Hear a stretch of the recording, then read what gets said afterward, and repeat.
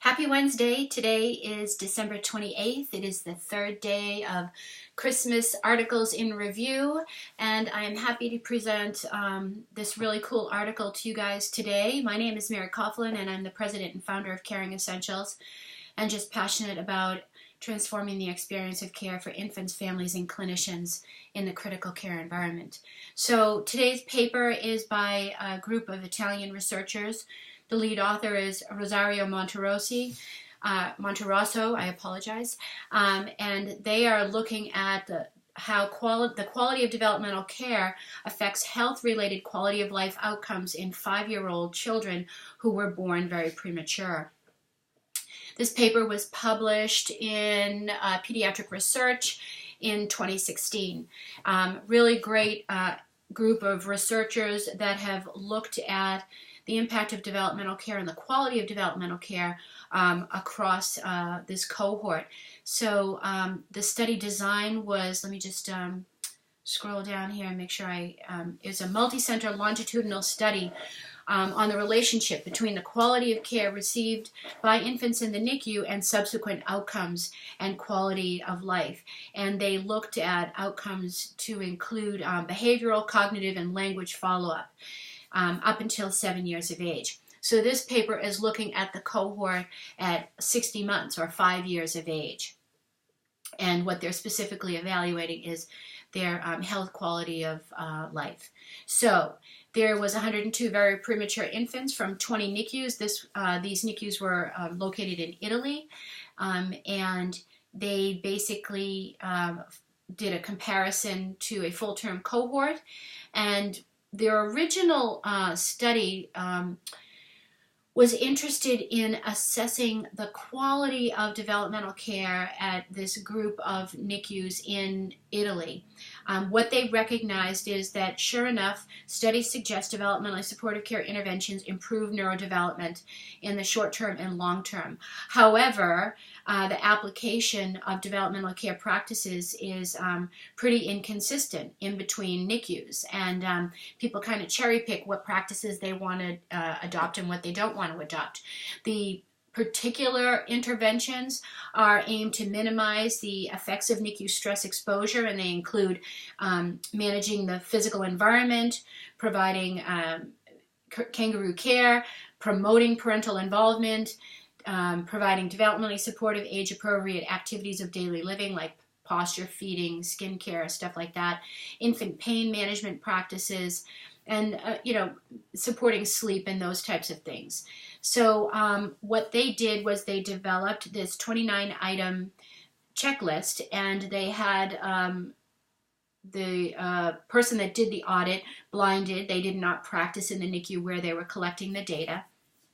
And on their original paper, which I believe was published in 2012, and I can include that citation when I do the blog post on this particular article, they basically discovered that in the NICUs where there was high infant-centered care practices and high infant pain management practices, that these infants' neurobehavioral performance at term was statistically significantly better than any other combination of care practices. So their initial review was that high-quality developmental care practices does impact the clinical outcome of these infants. And so they actually, a few months before this paper was published, they looked at language skills, and what they discovered is that the infants that had the high quality of developmental care actually had better language skill acquisition as well.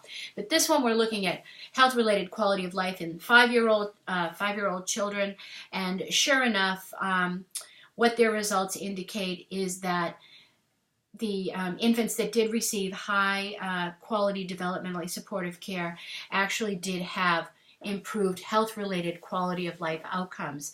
Specifically, I'm just scrolling down so I don't misquote their results, that children from the NICUs with high quality and parental involvement in nursing interventions that were aimed to promote infant stability had higher health-related quality of life scores compared to the children with the low quality of developmental care. Like their full-term counterparts, these individuals exhibited a good quality of life characterized by general positivity, more vitality, more social functioning, fewer difficulties in motor organization and motor functioning as well. So I think, the takeaway from what these guys are showing us is that, as we're following these cohorts and we getting this feedback, it informs the bedside clinician that the actions that you do in the here and now while you're laying hands on these individuals does have a lifelong impact on their developmental trajectory.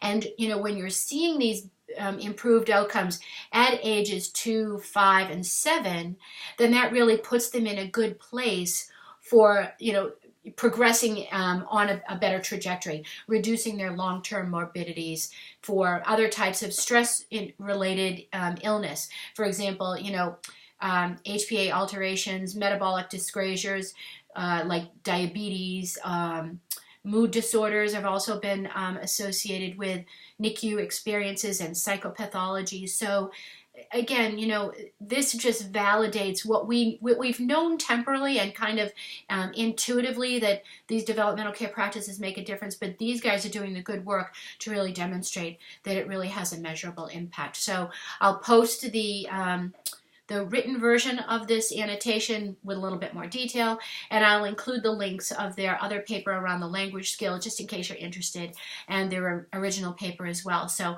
I hope you guys are enjoying this. When I post it on the blog and when I post it on Facebook, please feel free to throw back comments, both positive and negative.